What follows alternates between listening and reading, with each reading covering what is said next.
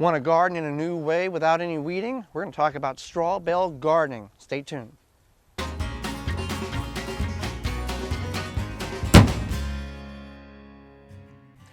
We garden in a number of different methods: traditional ground garden, raised bed gardening, container gardening. We're also starting to garden in a method of the straw bale garden method. Straw is a byproduct of grain and is typically used on the farm as a bedding material for livestock. You don't want to use hay if you can avoid it. Hay is grasses that are specifically grown for the purpose of animal feed that contains weed seeds, or grass seeds, so you'd be bringing those in the garden. Straw is the stalk portion of the plant after harvest. There's barley straw, oat straw, this is wheat straw.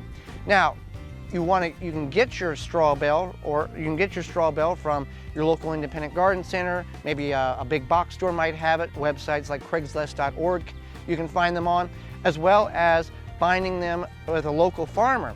Just ask around. As well as we found one at the end of growing season last year after the Halloween holidays. People will throw these out on the curb, so you can pick them up there as well. Bales will typically cost between $3 and $8 depending on where you're buying them from.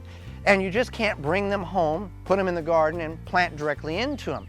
There is a conditioning process that goes along with it. We did not know this several years ago, 4 years ago, when we decided to try this ourselves before we even knew that there was a process. We brought them home, planted in them, it didn't work.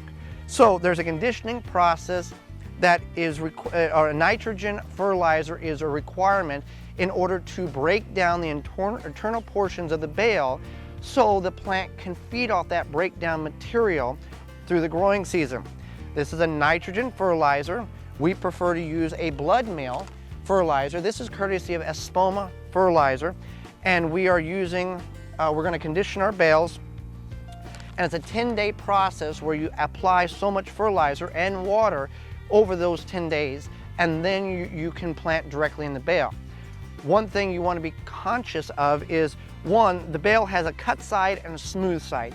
You want to fertilize, or you want to condition your bale with the cut side up so you can get the fertilizer in the bale.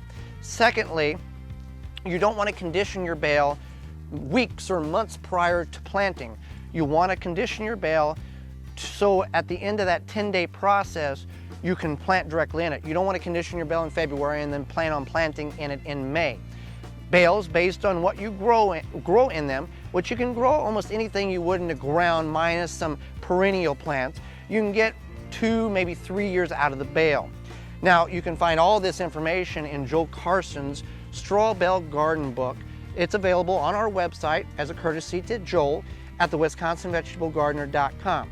Now, I know what you're saying, well, why don't you just tell us how to do this? Well, per Joel, the author, he's permitted us to only give you so much information because he's the author and he's put a lot of time and energy and information into this book. And this book tells you a whole lot more than just how to condition the bale. It tells you patterns and planting and troubleshooting and a whole lot of information that you're just not going to find anywhere else. So per Joel, we're not allowed to give you the details on how we go about doing this, but you can follow our process through the growing season. So courtesy of Espoma for organic fertilizer, we're using blood meal to condition the bales so in 10 days we can begin to plant in them. For more information, please visit the WisconsinVegetableGardener.com.